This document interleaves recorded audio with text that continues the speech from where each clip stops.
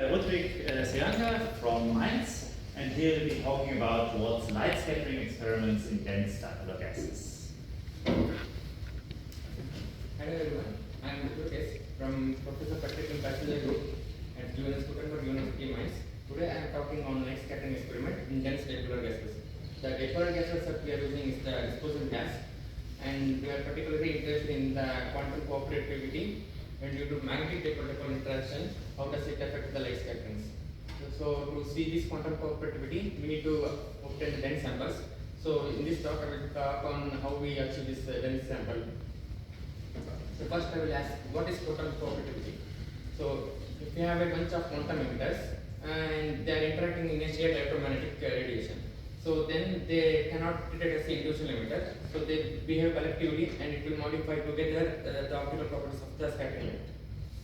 So if you consider a dilute sample where each individual atoms they are independent emitters, so then we see this emission in random direction, and it also has a special decay similar to the spontaneous emission.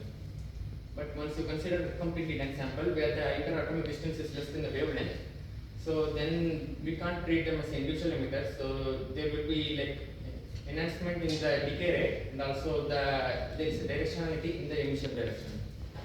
So this directionality and the decay rate is being studied in other groups due to electric dipole-dipole interactions. So in the group like Junior, they are observed, they taken the strontium atoms and they send the probe light and they see the decay change from the exponential decay, and that's like the temporal dynamics. They also observed the spatial dynamics in the directionality, and they took the dense sample, and for a smaller theta means like in the forward direction. If you put the higher thetas, that is like a angle due to the higher incidence. So for a smaller angles, you see a peak, and for a larger, the peak will go away. This means like there is enhancement in the forward direction.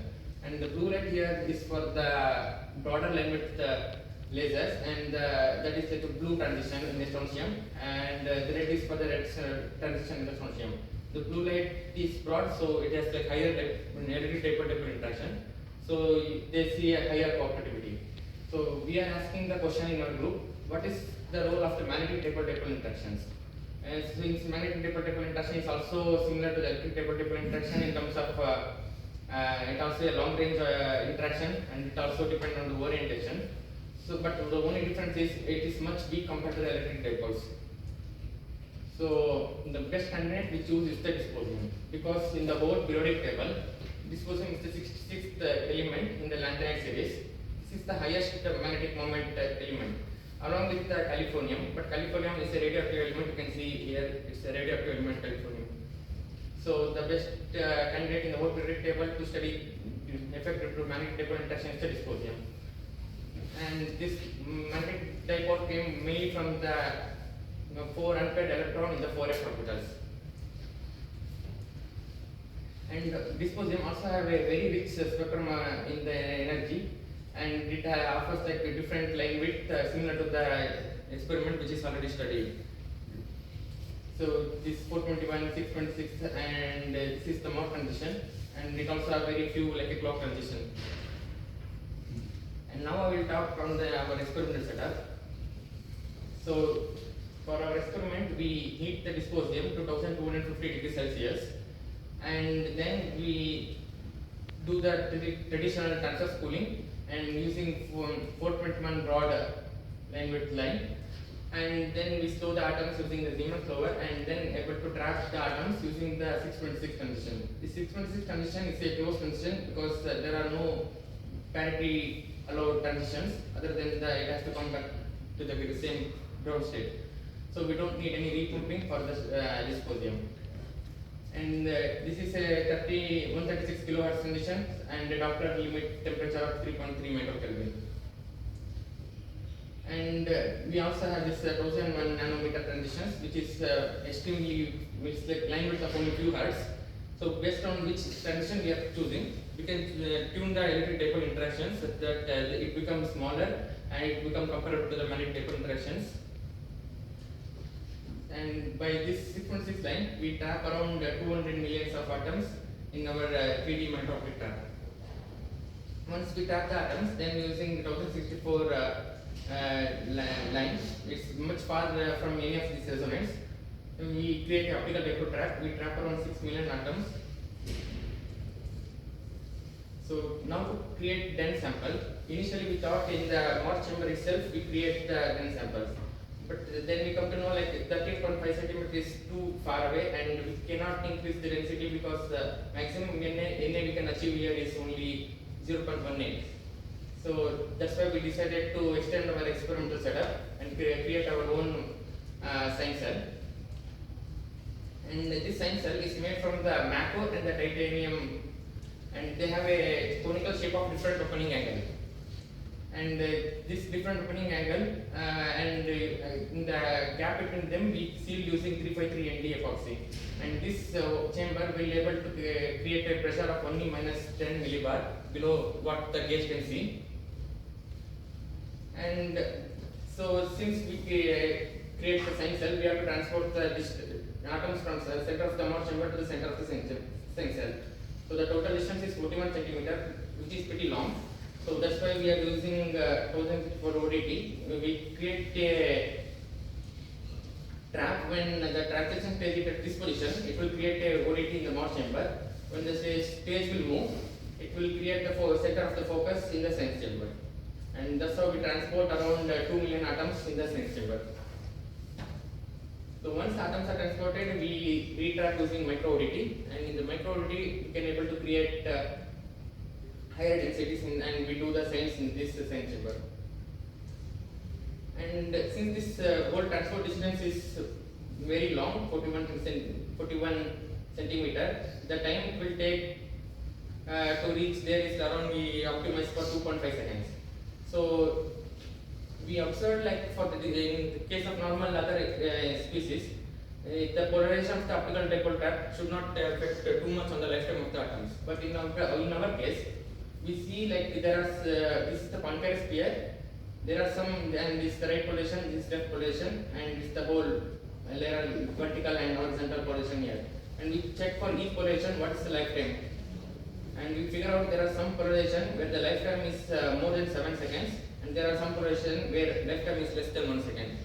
And we can able to load at a higher lifetime around 6 million atoms, and where the lifetime is less, we can't even load like around 200k atoms. So, and also we figure out it's related to temperature also. The polarization is somehow affecting temperature, lifetime, and also the loading capacity of the optical dipole trap. And we like temperature ranges from 70 microkelvin to 15 microkelvin based on just polarization and keeping the power and every other parameter same. So then we decided to choose the polarization where it is the maximum lifetime, so that we can able to transfer as much atoms to the science chamber. And once it is transported, then we create the micro ODT using the 5 lenses from the Thor labs.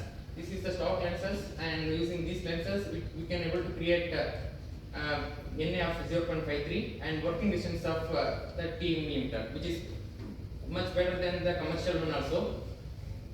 Commercial one usually give the working range of only 18 millimeter. And using this objective, we can able to create a very high density of atoms, and we are looking to do the effect of magnetic dipole-dipole interaction. In summary, we already transported the atoms into the sine chamber, and we optimized the whole process, and we also characterize our sine cell, characterize our micro ODT. And the more detail is in the poster tomorrow by Chung Ming Hong. And the technology of the sine cell, you can see today in the poster from by David Latore. And currently we are working on the scattering experiment to see the collective effect due to magnetic dipole-dipole interaction. Thank you.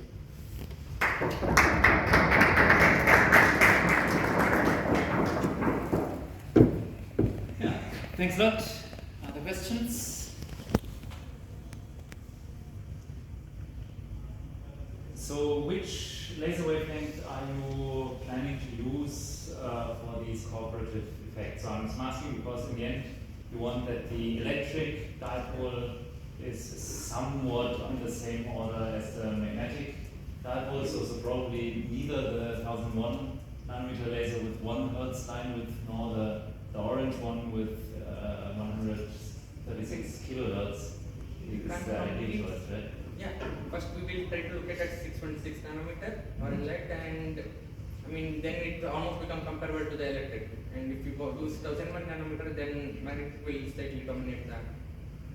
Okay. So in which densities, or what is then the typical like interparticle distance, like mean interparticle distance for the trap frequencies you're aiming at? I mean we are looking for a 10 power like for 13 to 14 atoms per centimeter cube. Okay. Yeah. So quite high. Actually. Yeah. Okay. I mean usually typically it's like 10 power 12. We are looking to increase it by a factor of 10 or 100. Okay. So, are there further questions?